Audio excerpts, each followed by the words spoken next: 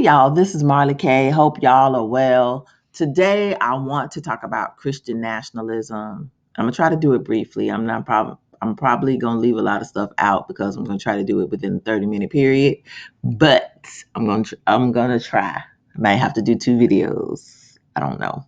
But anyway, I want to talk about the National Sunday Law movement, and it's going on now through this Christian nationalism movement. The reason that I want to talk about it because it is going to impact African Americans. If you know anything about white supremacy and white nationalism, y'all know everything that they do is targeted or directed at us, African American Black people. These people have a perpetual hatred for us. They are fixated on us. I'm not getting ready to do any, not all white people disclaimers because I'm not talking about all white people. I'm talking about those people that I'm talking about. And if you need a disclaimer, you need to back out of this channel because I don't do those. I understand there are some good white people. It's about 7 out here in America. So no, not all white people, but the majority of them will get behind this movement because these people understand that their time is running out. They understand that they live in a failed state. They understand things are not going back to the way that they were. And so they're looking for a cop out or a way to get things back to normal or at least gain control because they sense that they're losing control.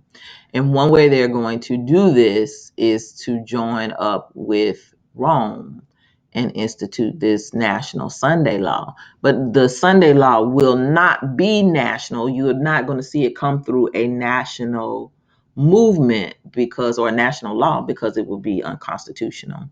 So the First Amendment is Congress shall make no law respecting an establishment of religion. So if they did so, created a national Sunday law, it would be essentially saying that we are a Christian nation, which is a video that I'm getting ready to show in a little bit. They can't do that.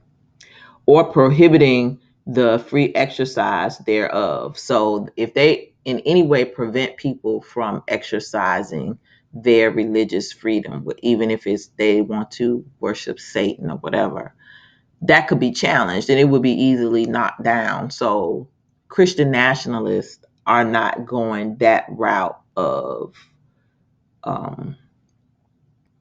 trying to have a national Sunday law. They're going to do a national movement, but the movement is going to be at the state and local level.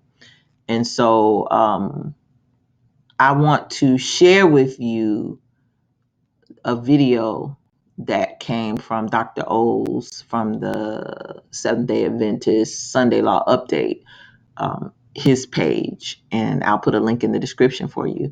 But I want to play this video from this white guy who wrote this book, and it's about Christian nationalism. But in any event, African American Black people need to be deathly afraid because it is the same pretense that they used for the transatlantic slave trade. They were Christians, but enslaving people and engaged in chattel slavery. They were Christians and they hung us by trees and took pictures and made postcards of them.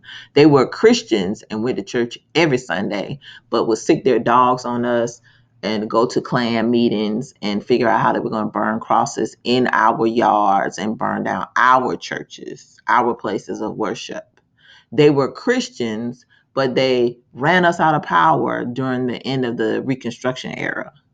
They were Christians and they instituted Jim Crow and Black codes. So, under the auspices of Christianity, these people have done a lot of things specifically to African American Black people. And our people, somehow, we just cannot understand, we can't get it. Black people need to come out of the church, period. We need to be believers. We need to read the word. We need to observe Sabbath and maintain the feast days and observe the 10 commandments. Those are our laws, statutes, and commandments. If you're African American Israelites, that's our book. Those are our commandments. We are not Gentiles. We are descendants of Israelites. We were kidnapped. And so we're not supposed to be worshiping the sun, because that's basically what you're doing on Sunday. You are worshiping another God, and we're not supposed to do that. We're not supposed to have any other God except for the Most High. So again, these people continually have us mocking ourselves and cursing ourselves. And although we live in an age of information, we still tend to be dumb as rocks, because we refuse to accept this information and repent and turn away from our ways and seek the Most High. So I'm going to play this video for you because it is discussing Christian nationalism. I want you to understand it. This is another image of the beast that is forming, and it is big enough now for us to be able to talk about it. And I see how it is going to be connected to this digitalization at the local levels that's happening with these smart cities and with all this other stuff that's going on. So let's get into this. Christian nationalist Stephen Wolfe, who is calling for Sunday laws, which we know will be the enforcement of the mark of the beast. Ellen White says that these people do not know what they're doing, but we know that what's going to happen in the last days. So we can see the sword coming from afar off, and we're giving the trumpet a certain sound. Listen to this video. As I understand Christian nationalism, it is that the idea that your nation self-identifies, understands itself as Christian, and they would pursue their good as Christians, which would include policies that would kind of encourage people to attend church, encourage people to... So this is the merging of church and state, which is not supposed to happen. And you can't do that at the federal level, but you can do that at the state and local levels. And in the 13 original colonies of this country, they did do that. And so this is what he's talking about, going back to blue laws or Sunday laws. Seek out essential policies, stands itself as Christian, and they would pursue their good as Christians, which would include policies that would kind of encourage people to attend church. And encourage people to attend church. And what would that be? That would be the enforcement of a Sunday law. Brothers and sisters, this guy is making, he's not hiding this. This is image of the beast language, image of the beast talk. And brothers and sisters, pretty soon when you have one talking about it, you'll have the whole world talking about it. Watch this.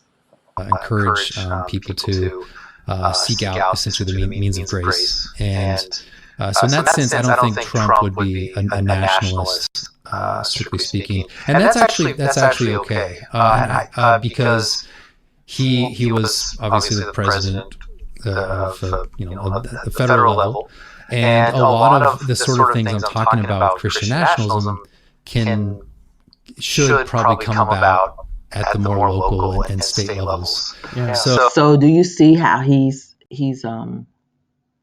him-hawing about it being disingenuous? If you understand body language and the way that he's talking, if you have spiritual discernment, you know he's full of it. So what he's doing is basically putting out a message to all his people, the white supremacists who claim that they're Christians, or who are Christians. They can be Christians because they worship in the sun. So they're not worshiping our God, they're worshiping their God. So those people, he's putting out a call to those people who are observing Sunday and who claim to be Christians. These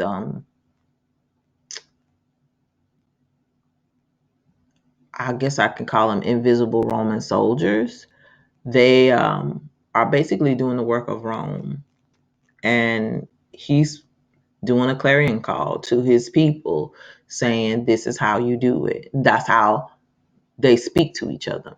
We don't understand that as African American Black people, because I don't know why we don't. We should understand how they talk and what they mean when they say certain things, but because we don't, I'm gonna break it down.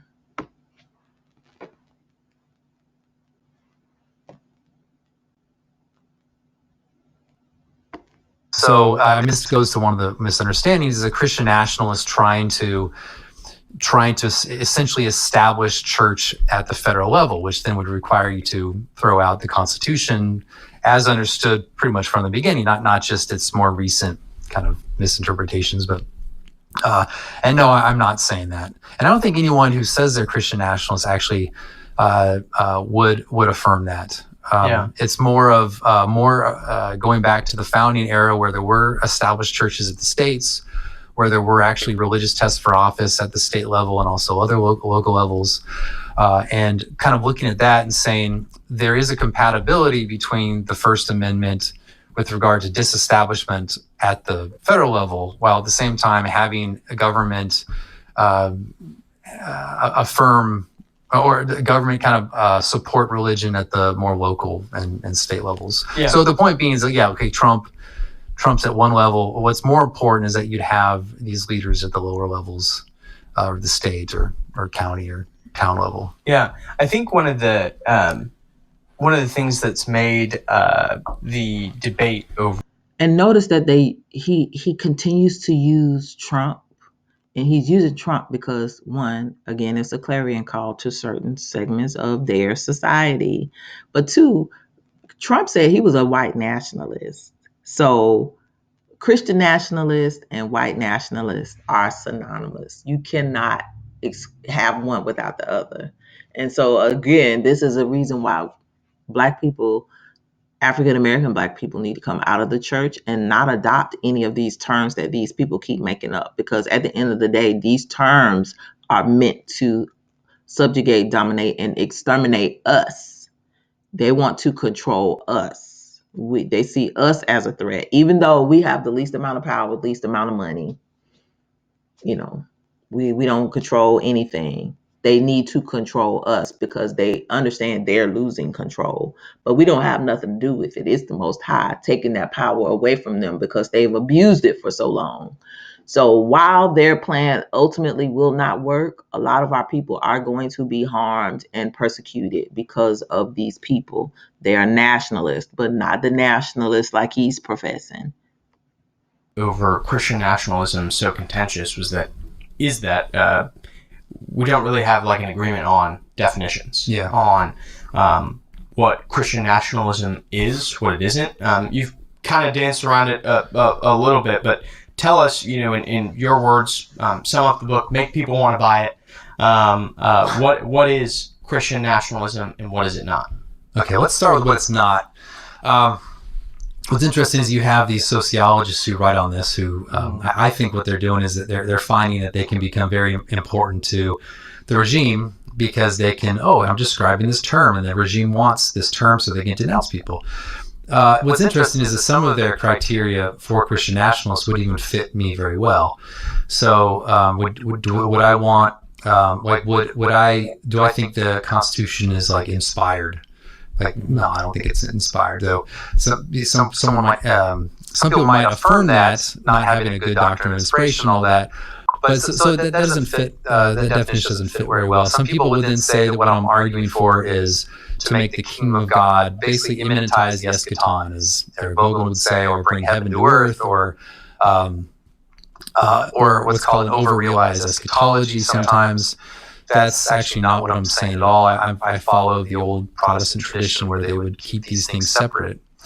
And so I'm not trying to then bring the kingdom of God to earth in a visible way. That's for God to do in the future. But what I do believe, and my definition, is that a Christian nationalism refers to a self-conscious Christian nation, so a people group saying we are Christian, and then acting in light of that, meaning we're Christian, so we're going to act for our good. So this is what nations do generally: is they basically organize politics and all that, and they arrange themselves for their good.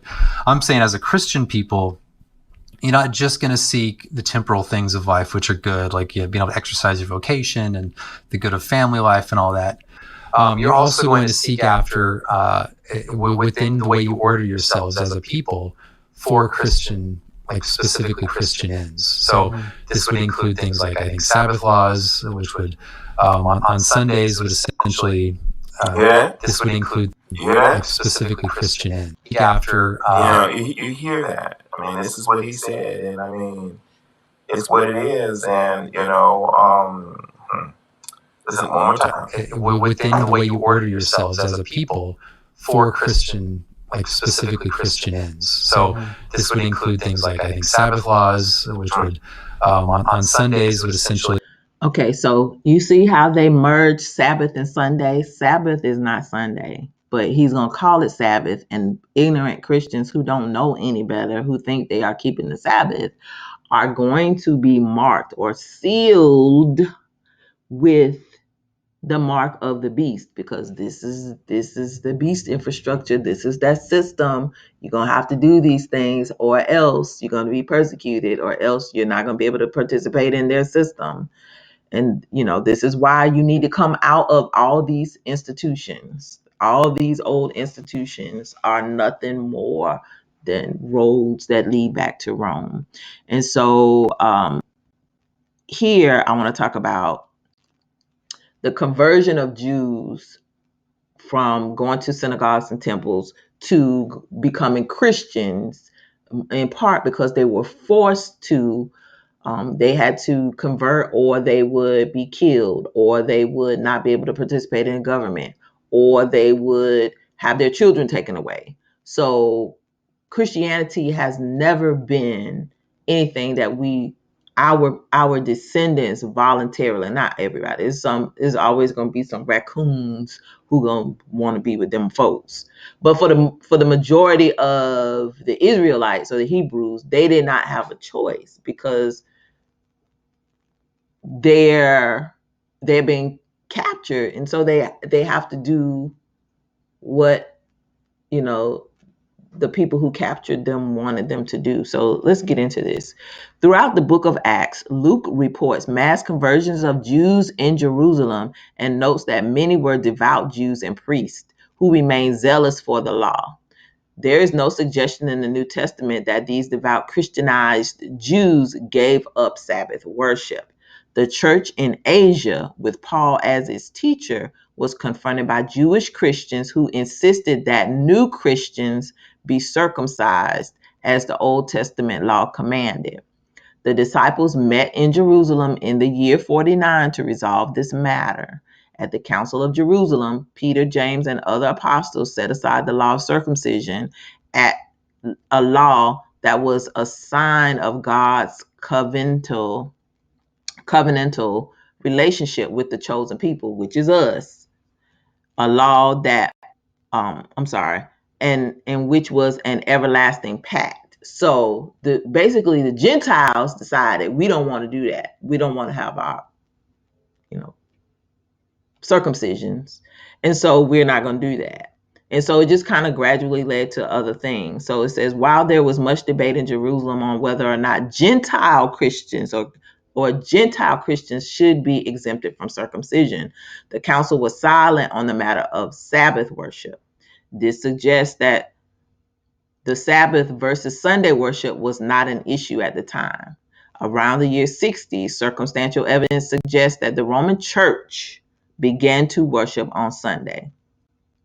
For instance, in the year 50, the Christian church in Rome was considered to be a sect of Judaism. 14 years later, these same Christians were clearly understood to be distinct from Jews. Nero blamed the Christians for the fires in Rome in 64. That such a sharp change could occur in this short span of time suggests that there was a significant external difference in the practices of the two faiths. The change of the Christian worship from Sabbath to Sunday would certainly have allowed for this distinction. And so I'm not going to go into this. Y'all can research this on your own. I will put a link to this in the description. But what I want you to understand, what the takeaway is, that Sunday is not Sabbath. The reason that African American Christians observe Sunday as Sabbath is because Rome told them to. That is why African American Black people need to come out of these churches and observe the laws, statutes, and commandments of the Most High. And if you don't have Israelite gathering that you can go to, because we don't have churches, we don't have synagogues. We can't have synagogues. I guess we could have synagogues, but we'd have to create them for ourselves. Um, but then you have this fight with them other folks who have stolen our identity. So like we're just in a crisis. The takeaway is that the persecution is coming because there's too much confusion, and not only persecution, but a whole lot of our people are being sealed with the mark of the beast because they continue to worship the sun on Sunday, on the first day of the week, and not rest on the seventh day as the Most High commanded us. So as I close, I want to read John 16, 1 through 3, because as these Christian nationalists permeate all these local and local and state governments and create this national movement, at the end of the day, it's directed and targeting us. And if we refuse to do what they want us to do, they're going to persecute us, just like they did during the transatlantic slave trade, just like they did when they lynched us, just like they did during Jim Crow, just like they did when they govern us, and they still do govern us under this Christian nationalism. These people are going to harm us. And so when you sit in a Christian church that was formed by Rome and worship on the day that Rome told you to worship, you are in agreement with these people. So if you join this movement, you are basically securing your own subjugation, domination, and extermination at the hands of these folks. So again, John 16, 1 through 3. All of this I have told you that you will not fall away. So we are supposed to be strong and understand this is coming. They will put you out of the synagogue, which they did. In fact, the time is coming when anyone who kills you will think they are offering a service to God. These people are ready to persecute us. They are ready to persecute us. And they're going to say they're doing it in the name of Christ. They're going to do it in the name of Jesus. They're going to do it in the name of the church. But you understand that there's a difference.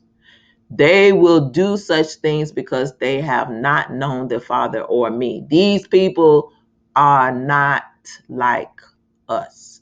That's the takeaway. So you can say we all alike. No, we ain't all alike.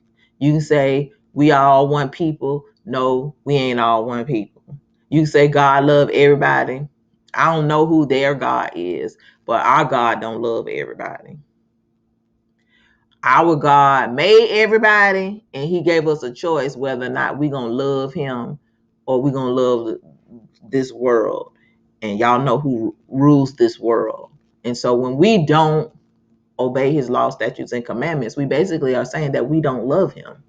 And so a lot of African American people who are still going to church do not love God, our God, the Most High. They love Rome's God, the sun, or whoever they worship, with all the things, the deities they worship. They love that. And so it's going to be very important that when they institute these laws at the local and state level, that we understand what's coming, because we understand that our persecution, the time of persecution, is near. And so we need to be trying to protect ourselves and figure out how we're going to navigate these difficult times. So with that said, y'all, if you like this video, please like it, share it, subscribe it. Subscribe to my channel. Also subscribe to Odyssey. Now that I see how this thing is going, I will talk about it a little more, but I didn't know what was going on with this Christian nationalism and this woke movement. So I didn't necessarily talk about it, but even the reason that they stole the word woke from us is because they don't want us to awaken. Notice that woke is tied to Black history. They tied it to CRT. They tied it to, their kids being intimidated because they don't want to know how terrible they are. Imagine your history being so bad that you don't want to know about it. That's what I equate it to. So, understand that all these different movements at the end of the day are tied to Yasharel. Even whether you know who you are or not, it's tied to African American oppression. And so they cannot control a lot of these things that are going on today. But the one thing that they can do is subjugate, dominate, and exterminate us, because it is sanctioned throughout the world. And so we need to understand what this means, this National Sunday Law movement, these new policies and procedures and processes that they're going to implement at the state and local level are going to impact us. So if you observe Sabbath, you're going to be a target. If you go to church on Sunday, you're not. But regardless of what day you do whatever, we're marked. Sabbath keepers are going to be marked. Sunday worship keepers or Sunday worshipers, they're also going to have a seal. They ain't going to be the seal that they think they're getting.